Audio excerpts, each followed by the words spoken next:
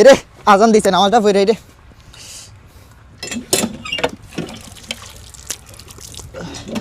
কি করতেছে এগুলা, কি করতেছে? হ্যাঁ হ্যাঁ ভাই, আপনি কি করতেছেন? এটা কি অজু করতেছেন? অজু করার সঠিক নিয়ম আছে, সঠিক পদ্ধতি আছে। আপনি যদি সঠিক পদ্ধতিতে অজু না করেন তাহলে তো আপনার অজুই হবে না। অজুতে কিন্তু 4টি ফরজ আছে, আমরা অনেকেই জানি না। আমি আজকে প্র্যাকটিক্যাল নিয়মে অজুটি দেখিয়ে দিব কিভাবে অজু করবেন, তাহলে ওই নিয়মে অজু করলে আপনার অজুটি সহি এবং শুদ্ধ হবে। আপনি একটু চাপ দেন, আমি অজু করতেছি, দেখেন কিভাবে অজু করতে হয়, খেয়াল করুন। প্রথমে আমরা বিসমিল্লাহ বলে নেব, বিসমিল্লাহির রহমানির রহিম। অতঃপর হাতের কবজি পর্যন্ত আমরা 3বার দৌত করব। 3বার দৌত করা শেষ। এখন আমরা হালকা পানি দিয়ে মেসওয়াক করে নেব। এ দেখেন 3বার মেসওয়াক করে নিতেছি। মেসওয়াক করা শেষ। এখন আমরা কুলি করব 3বার।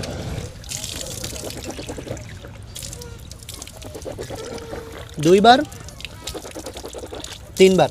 এখন কিন্তু নাকে পানি দিতে হবে। হুজুর নাকেও কি 3বার পানি দেওয়া লাগে? হ্যাঁ হ্যাঁ, নাকে আগে তো 3বার হুজুর আমি পানি। 2বার পানি দিয়ে দিতাম। না না, নাকি 3বার পানি দেওয়া হচ্ছে সুন্নত। এ দেখো, একবার পানি দিয়ে পরিষ্কার করলাম, আবার পানি দিয়ে পরিষ্কার করলাম, আবার পানি দিয়ে ভালো করে পরিষ্কার করে দিলাম।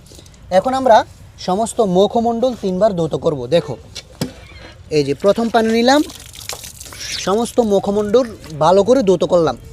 এটা কিন্তু একবার দৌত করা ফরজ আর 3বার দৌত করা সুন্নত। আবার একটু পানি নেব।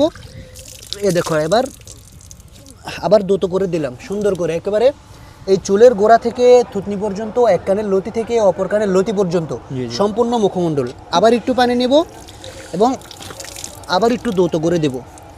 তাহলে আমাদের 3বার দৌত করা শেষ। এখন আমরা ডান হাতের কনুই পর্যন্ত 3বার ভালো করে দৌত করব। খেয়াল করো, এই ডান হাতের কনুই পর্যন্ত একবার দৌত করলাম। ডান হাতটা দৌত করবেন, তারপরে খেয়াল করুন বাম হাতটা দৌত করবেন 3বার। এটি কিন্তু একবার দৌত করা হচ্ছে ফরজ, 3বার দৌত করা হচ্ছে সুন্নত।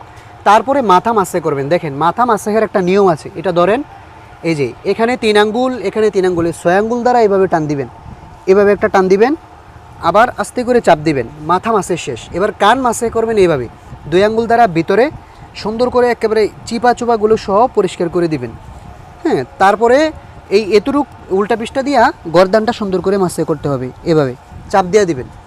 তারপরে কি করবেন, এই টাকনু পর্যন্ত 3বার দৌত করবেন, বাম পায়ের টাকনু পর্যন্ত 3বার দৌত করবেন। এইভাবে যদি আপনি অজু করেন এবং অজু শেষে নবীজি বলেছেন, অজু শেষে যেই ব্যক্তি কালিমাতুশ শাহাদা পড়বে তার আল্লাহ তাআলা জান্নাতের 8টি দরজা খুলে দিবে। আশহাদু আল্লা ইলাহা ইল্লাল্লাহ ওয়াহদাহু লা শারীকা লা ওয়া আশহাদু আন্না মুহাম্মাদান আবদুহু ওয়া রাসূলুহু।